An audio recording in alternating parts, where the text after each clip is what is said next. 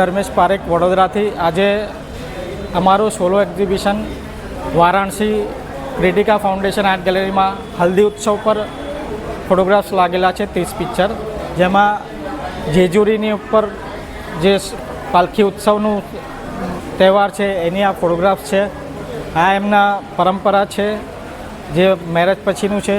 આ પણ પાલખી ઉત્સવ જે પરિસરમાં ફરે છે ત્યાંનો છે. આ ત્યાં બધા શ્રદ્ધાળુઓ આવે છે ત્યાંનો છે. આ મંદિરનું પરિસર પાલખી ઉત્સવ જ્યાં જાય છે, આ પાલખી ઉત્સવ નદી પર સ્નાન માટે લઈ જાય છે ત્યાંનું છે. ત્યાર પછી આ જે છે કોલ્હાપુર પાસે પટ્ટન કોડોલી ગામ છે મહારાષ્ટ્રમાં, ત્યાંનું છે. આ ત્યાં અલગ અલગ બધા ભજન મંડળી છે, એ લોકો આવે છે, બધા શ્રદ્ધાળુઓ આવે છે. આ કૃષ્ણ ભગવાનની મૂર્તિ છે, ત્યાંનું મંદિર છે. આ ત્યાં આગળ આ હલ્દી ઉત્સવ પણ મનાયા છે. અલગ અલગ ઉત્સવ હલ્દી પર એ લોકો એ કરે છે. આ ગુરુજી છે, ત્યાં હલ્દી ઉત્સવનો કાર્યક્રમ છે. આ બધા હલ્દી ઉત્સવના પ્રોગ્રામ છે ત્યાં આગળ. આ પણ ત્યાંના જ પિક્ચરો છે હલ્દી ઉત્સવ. આ મંદિર પરિસર છે, આ મંદિરની અંદર પણ હલ્દી ઉત્સવ મનાવે છે લોકો. આ ત્યાં નાની પાલખી પણ નીકળે છે અને ત્યાં આગળ આ મોટી પાલખી પણ લોકો અત્યારે શ્રદ્ધાળુઓ નીચે સૂઈ જાય છે એમના જીવનને ધન્ય બનાવવા માટે. પછી આ એમની આ પણ પાલખી છે જે દેખાય છે આપને પિક્ચરમાં. આ એમની પરંપરા છે, ત્યાં તુલાદાન કરે છે. છોકરીઓની મન્નત પૂરી થાય ત્યારે આ રીતનું તુલાદાન કરે છે નારિયેળથી, તેનું છે. અને છોકરાઓ પણ હલ્દીથી અત્યારે રમે છે, તમે જોઈ શકો છો. આ હલ્દી ઉત્સવ છે. હા, અમે ગુજરાત વડોદરાથી આવીએ છીએ અને લલિત કલા એકેડમી ગુજરાત દ્વારા અમને આ સ્પોન્સર ગ્રાન્ટ મળી છે. તેના ઉપર આ વારાણસીમાં અમારું એક્ઝિબિશન છે આ ગેલેરીમાં. કેટલા દિવસ છે અમારું પ્રદર્શની 3 દિવસની છે, 13, 14, 12, 13, 14. ધર્મેશ પારેખ.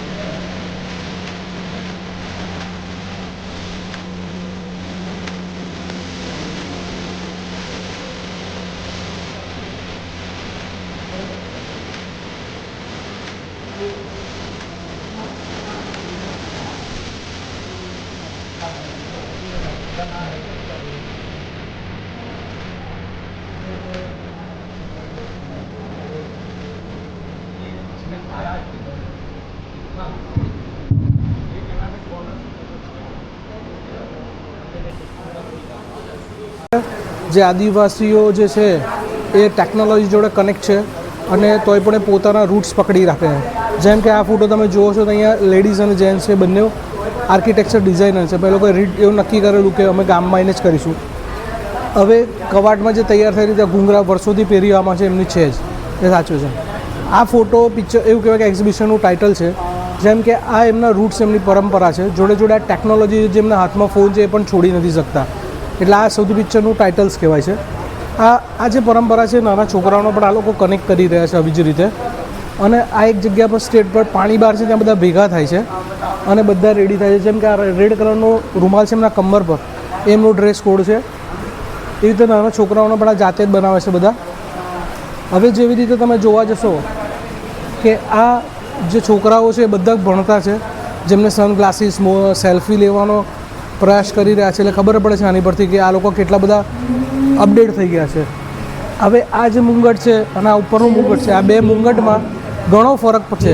એટલે કે આ જૂનું છે અને નવું છે એ આખું ફરક પડી રહ્યો છે. તમને ખબર પડે કે આ થોડુંક ચેન્જીસ આવી રહ્યો છે, પણ એ પોતાની જાતને આ ઢોલનું બહુ મહત્ત્વ હોય છે. 5 ફૂટનું હોય છે ને આ લઈ આવે છે અને આ વગાડવું એમના માટે ગર્વની વાત છે. આ છોકરો છે જેનો ફોટો મેં પાડ્યો, ત્યાર પછી મેં એને પૂછ્યું કે ભાઈ તું શું છે, તો એમને કીધું કે હું આર્કિટેક્ચર ડિઝાઇનર છું પોતે, પણ વર્ષમાં એકવાર ગમે ત્યાં હોય ત્યાં ત્યાંથી અહીંયા આવી જાય છે. હવે આ કવાંટ છે ગીરનો મેળો, એ ત્યાં બધા આવીને મળે છે. અને ગુજરાત ગવર્મેન્ટે પણ આ મેળાને બહુ જ મહત્ત્વ આપેલું હતું. આમનું આ પેઇન્ટિંગને માટે આઈ થિંક 1 કરોડનું બજેટ પાસ કરવામાં આવેલું. અને આ જેને ડ્રોઈંગ કર્યું છે પણ એક ટ્રાયબલ જ છે. એટલે બહુ જ સારા પ્રયત્ન કરેલો ગવર્મેન્ટે કે ટ્રાયબલને ઉપર લાવવાનું. આ લોકો જે રીતે તૈયાર થઈને ગામમાં ફરે છે સીધી એક લાઇનમાં ચાલવું, એ ઘણાને ખબર નથી પડતી કે આ લોકો એક લાઇનમાં શું કામ ચાલે છે. કારણ કે જંગલમાં પગદંડીઓ છે, ચાલવાની જે હેબિટ પડી છે એના પ્રમાણે આ લોકો ચાલતા હોય છે. આ ફોટોઝમાં એવું હોય છે કે એમની માન્યતા હોય છે કે ભાઈ અમારું છોકરું સારું થયા તો એ સળગતા અંગારામાંથી બહાર નીકળતા હોય છે, એ રીતનું હોય છે. આને કહેવાય છે ચાક. આ ચાક એમનું એવું હોય છે કે આપણે એમની માન્યતાનો એક ભાગ છે કે ભાઈ અમે બે રાઉન્ડ મારીશ, 3 રાઉન્ડ મારીશ, 4 રાઉન્ડ મારીશ, એવું હોય છે. મેન્યુઅલી હોય છે.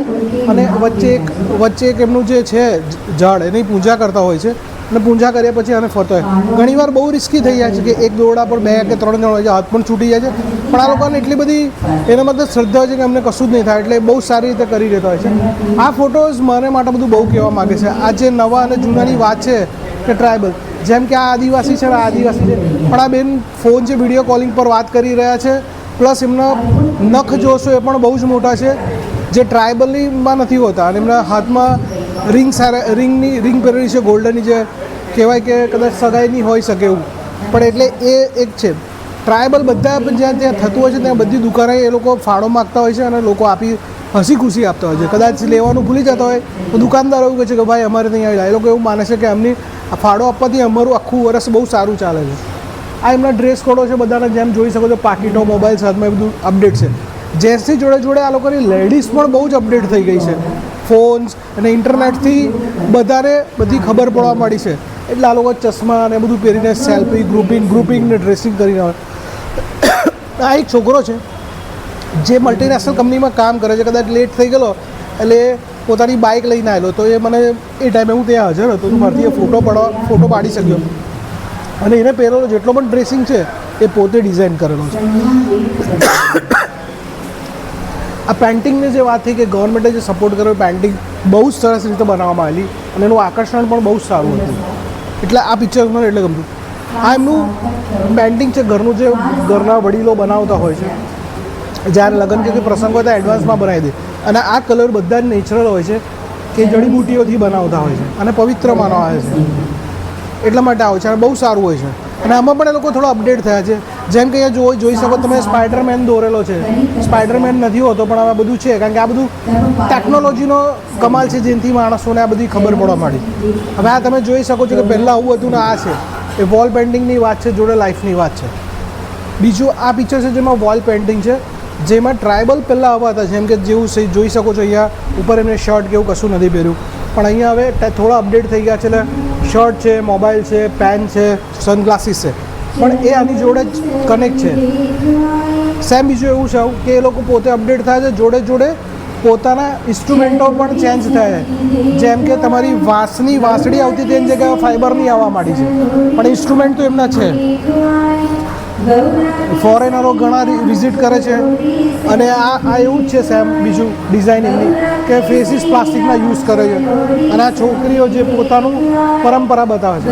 ઇન શોર્ટમાં આ જે પણ એક્ઝિબિશન કર્યું છે એનો મેસેજ એવો છે કે તમે ગમે તેટલા અપડેટ થઈ જાઓ કે ગમે તેટલા નોલેજેબલ થઈ જાઓ, સ્માર્ટ થઈ જાઓ, અપડેટ થાઓ, આધુનિકતાની જોડે રહો, પણ મેન આ એક્ઝિબિશનનો એક મૂળ વાત છે કે તમે તમારા પોતાના મૂળ એટલે તમારા રૂટ્સ, તમારા મૂળ જોડે જોડાયેલા રહો. એ આદિવાસીઓથી આપણે શીખવું જોઈએ. અને આ એક્ઝિબિશન કરવાનો મેન હેતુ પણ આ એ છે કે લોકોને ખબર પડે કે એમની વર્ષોથી આવેલી પરંપરાને જાળવી રાખે. ગમે તેટલા તમે અપડેટ થાઓ પણ તમારા મૂળિયા જો મજબૂત નહીં હોય ને તો તમારું આગળનો વિકાસ કે તમારું કુટુંબ પ્રધાન એટલે વૃક્ષ પ્રમાણ તમારું જે કુટુંબ છે એ ટકી નહીં રહે. એટલે તમારે આના માટે તમારા મૂળિયાઓ મજબૂત કરવા જ પડશે. આ એક સૌથી સારો આ મેળા, આદિવાસી મેળાથી એક આ મને મેસેજ મારા લાઈફમાં મને મળેલો છે. એના માટે હું આભાર છું પંચમહાલ અને આ ગેરના મેળા માટે, મને તેની સરકાર માટે. Thank you. મારું નામ દીપક દરજી છે અને હું વડોદરાનો ફોટોગ્રાફર છું. અને આ એક્ઝિબિશન અત્યારે હું વારાણસીમાં લઈને 80 ઘાટ પાસે કરવા આવ્યો છું અને એ મને બહુ જ સારો પ્રતિસાદ મળ્યો છે. વિદેશીઓ પણ અહીંયા આ ફોટા જોઈને અચંબિત થઈ ગયા અને આવું બધું જ્યારે એમને મેસેજ આપી દઈ લોકો બહુ જ હેપી થાય કે ઇન્ડિયા ઇઝ અ ગ્રેટ.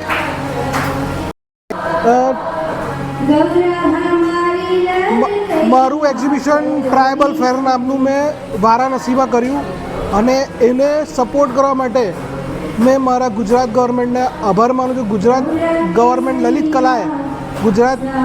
કલાએ મને બહુ સારો સપોર્ટ કર્યો છે અને એમના સ્પોન્સરથી મેં આ એક્ઝિબિશન હું અહીંયા કરી શક્યો છું. એના માટે ખૂબ ખૂબ આભાર.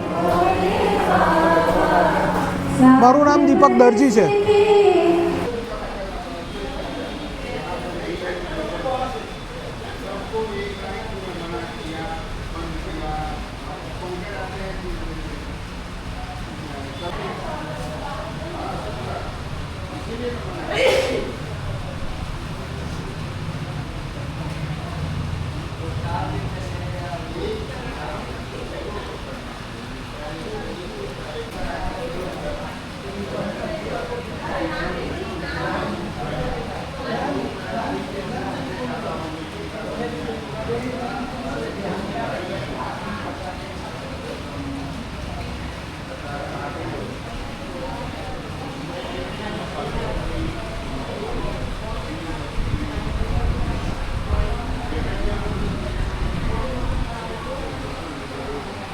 Oh, sorry.